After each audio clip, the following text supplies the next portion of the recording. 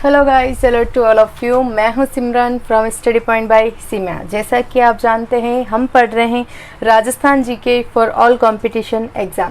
Rajasthan GK में अपन का टॉपिक अभी चल रहा है राजस्थान का, मेवाड़ का गोहिल राजवंश। और मेवाड़ के गोहिल राजवंश के अंदर राणा सांगा के बारे में पढ़ रहे हैं। और पिछले वीडियो में हमने जो कि खातौली का युद्ध देख लिया। अब पढ़ते हैं बाड़ी, खानवा, ये सारे युद्ध और इनके कारण क्या बने, और सांगा वर्सेस बाबर युद्ध में कौन जीता और कौन नहीं जीतने का क्या रीज़न था और क्या परिणाम और क्या महत्व हुआ, वो सारी चीज़ें देख लेते हैं। तो बाड़ी का युद्ध,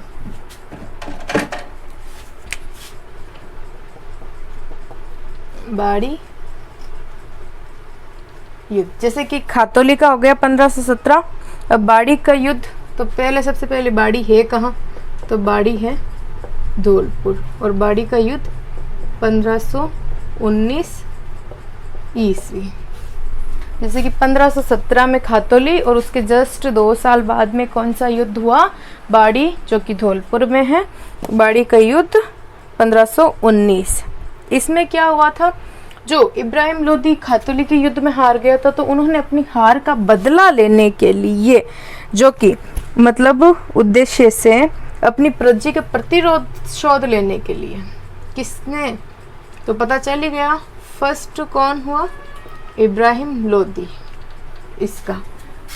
तो हम सांगा के बारे में पढ़ रहे हैं, तो सांगा तो इसमें ज़रूर होगा। तो सांगा वर्सेस इब्राहिम लोदी के बीच में बाड़ी का युद्ध 1519 में हुआ था। और फिर है कि ये किसके नेतृत्व में लड़ा था इब्राहिम लोदी, मियाँ मक्खन के नेतृत्व में। इब्राहिम लोदी द्वारा जो युद्ध था ना, इन्होंने मियाँ मक्खन के नेतृत्व में एक शाही सेना किसके विरुद्ध भेजी, राणा सांगा के बीच। जैसे कि अकबर था, अकबर ने अपनी शाही सेना मतलब किसके विरुद्ध भेजी थी, महाराणा प्रताप के लिए, किसके नेतृत्व में, मान सिंह। उसी तरह इब्राहिम लोदी ने एक शाही सेना सांगा के विरुद्ध मियाँ मक्खन के नेतृत्व में भेजी। और इस सेना में कौन कौन थे, जैसे कि हुसैन खां, ज़रबख्श, हुसैन खां, ज़रबख्श हो गए। फिर उसके बाद में मियाँ खान खाना, मियाँ खान खाना हो गए, और मियाँ गारूफ। ये किसके तरफ हो गए, आपके इब्राहिम लोदी की सेना मियाँ मक्खन के साथ में। कौन कौन, हुसैन खां, ज़रबख्श, मियाँ खान खाना और मियाँ गारूफ। ये तो क्या हो गई, शाही सेना। और इसमें एक दो सेनानायक थे, मियाँ हुसैन फरमुली और मियाँ मासूम फुरबुली, जो किसके पक्ष में आ गए, ये क्या थे, मतलब मुस्लिम थे। मियाँ हुसैन फरमुली, हुसैन फरमुली, तो ये किसके तरफ आ गए, राणा सांगा के। जैसे कि यहाँ है हुसैन खां, ज़रबख्श, मियाँ खान खाना, मियाँ गारूफ, किसके साथ, मियाँ मक्खन के नेतृत्व में। और उनके साथ कौन हो गए, मियाँ हुसैन फरमुली और मियाँ मासूफ फरमुली, मियाँ मासूफ फरमुली। तो ये थी दो सेना। पहले सेना सांगा के साथ कौन, और मियाँ मक्खन के नेतृत्व में भेजी इब्राहिम लोदी ने, तो मियाँ मक्खन के साथ हुसैन खां, ज़रबख्श खां, मियाँ खान खाना और मियाँ गारूफ, ये सारे थे। तो फिर इसमें क्या हो गया कि जब ये सारे थे इनकी तरफ, लेकिन बाय द वे इनकी तरफ आ गए, तो फिर इन्होंने इनकी तरफ आ गए, तो बाय द वे ये तो पता ही है कि ये सारे इस सेना के कौन कौन से राज हैं, किस तरीके से अटैक करेगी, वो सारी चीज़ें वो जाके इनको बताएगी। तो ये सांगा के लिए युद्ध जीतना बहुत आसान हो गया। तो लास्ट में जीते कौन, सांगा, सांगा विजित हुए।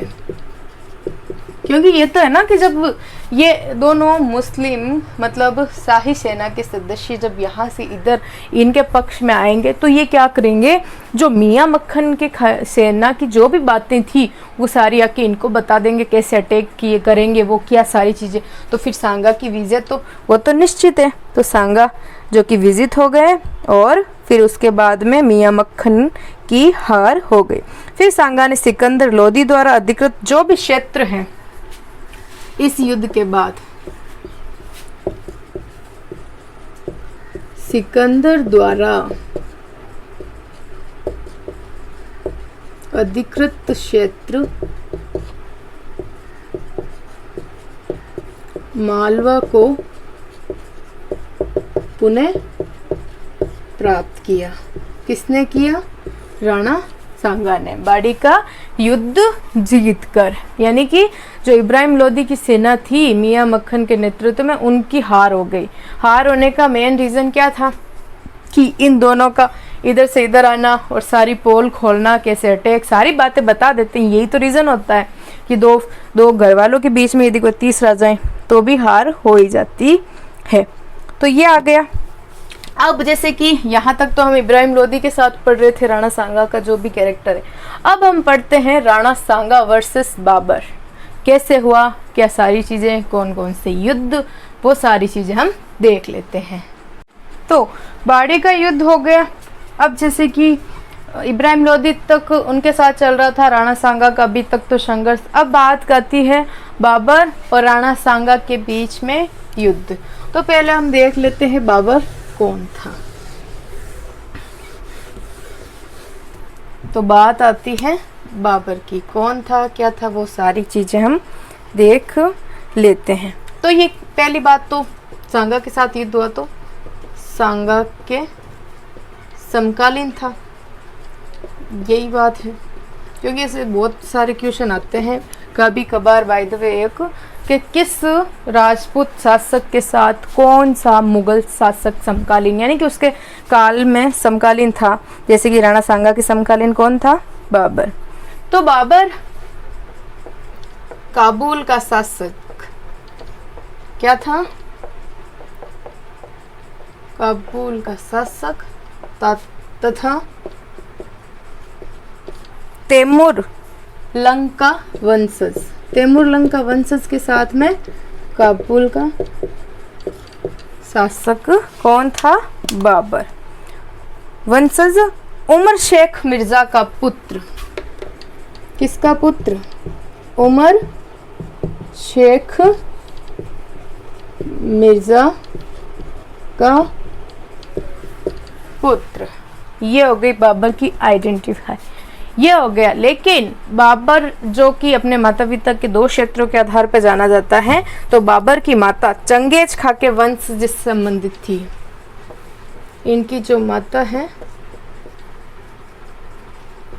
चंगेज खा वंश से संबंधित थी। कौन? बाबर की माँ। तो पहली बात, ये किसके समकालीन, किसके वंशज, इनकी माता का संबंध किस वंश से, ये सारी हो गई। फिर है कि इन्होंने 20 अप्रैल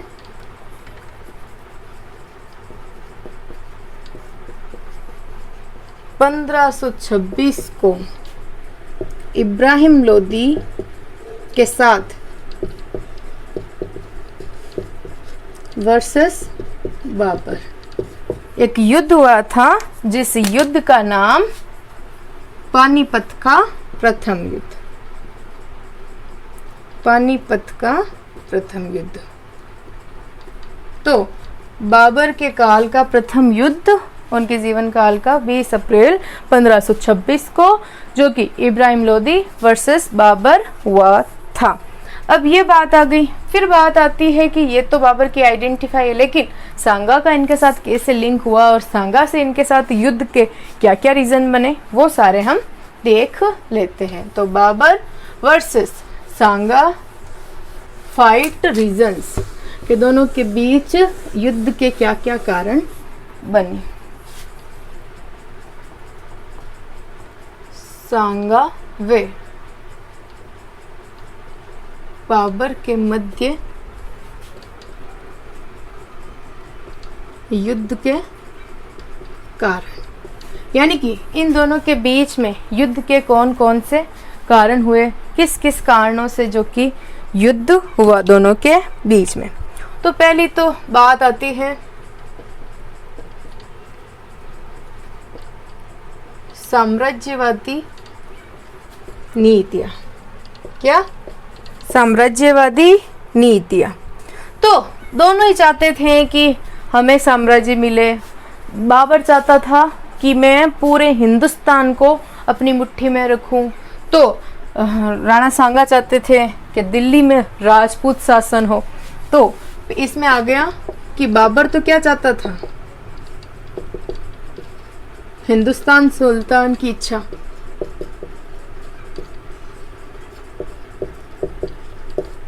की चाह, और सांगा क्या चाहता था, दिल्ली में राजपूत शासन।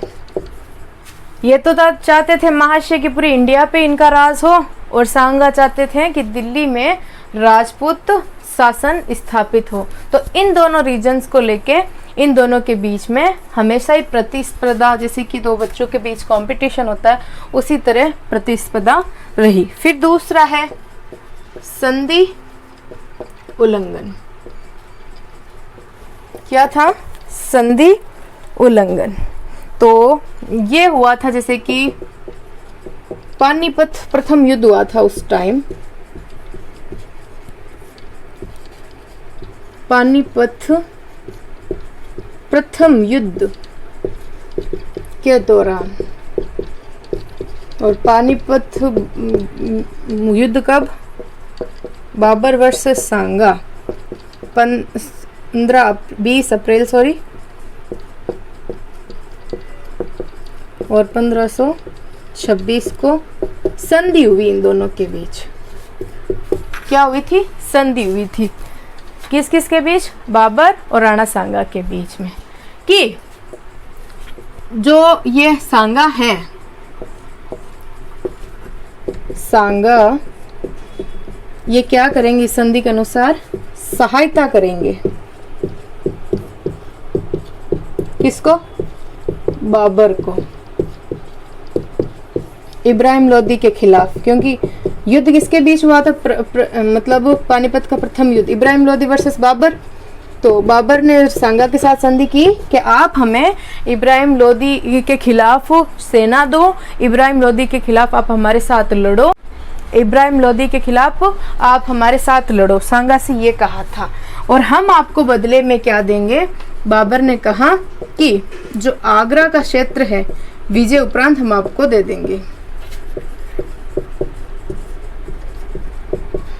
आगरा क्षेत्र आपको देंगे। किसको? सांगा को। कौन? बाबर। लेकिन इसमें हमारी ये शर्त है कि आप इब्राहिम लोदी के खिलाफ हमारे साथ लड़े, पानीपत के प्रथम। लेकिन सांगा को कुछ लोगों ने, कुछ राजपूत शासकों ने भड़का दिया कि मुगल शासकों, शाही शासकों की सहायता करना अनुचित है, कोई ज़रूरी नहीं है, और मतलब कि ज़रूरी नहीं कि ये आपको वापस आगरा क्षेत्र दें। तो इसको लेके राणा सांगा ने, जो कि अपने बाबर की संधि अनुसार कोई भी हेल्प नहीं की, और उनके ना ही युद्ध में, पानीपत के प्रथम युद्ध में मतलब बाबर की तरफ से भाग लिया। तो इस रीजन से जो बाबर को एक क्रोध आ गया था राणा सांगा के खिलाफ, और वो चाहते थे कि अब मेवाड़ उनके क्षेत्र में रहे, उनके अधिकार क्षेत्र में रहे। ये सारी चीज़ें हो गई। अब बात आती है मतलब राजपूत अफगान संबंध, मतलब गठबंधन। पहले तो साम्राज्यवादी नीति क्या थी, और फिर संधि उल्लंघन कैसे हुआ। दो रीजन तो ये हो गए बाबर और सांगा के बीच युद्ध के। फिर तीसरा है राजपूत अफगान गठबंधन।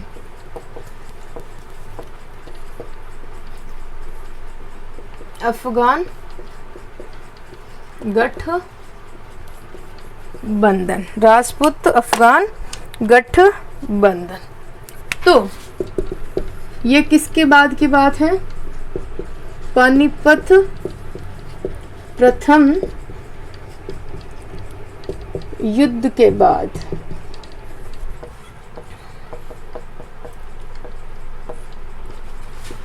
इब्राहिम लोदी का भाई था जिसका नाम था महमूद लोदी। क्या नाम था? महमूद लोदी। शरण में किसकी? सांगा की शरण में। तो ये राजपूत अफगान संबंध हो ही गया कि इब्राहिम लोदी का जो भाई है महमूद लोदी वो सांगा की शरण में आ गया पानीपत के प्रथम युद्ध के बाद में। तो बाबर इसको अपना खतरे का सोचे कि समझेगा, क्योंकि कोई अफगान शासक, अफगान यानी मुगल शासक यदि कोई राजपूत शासक के साथ में मिल जाएगा, उसकी शरण में जाएगा। जैसे कि ये तो हुए क्या नाम इनका? महमूद लोदी। फिर उसके बाद जैसे कि अन्य शासक जैसे कि हसन खां मेवाती भी,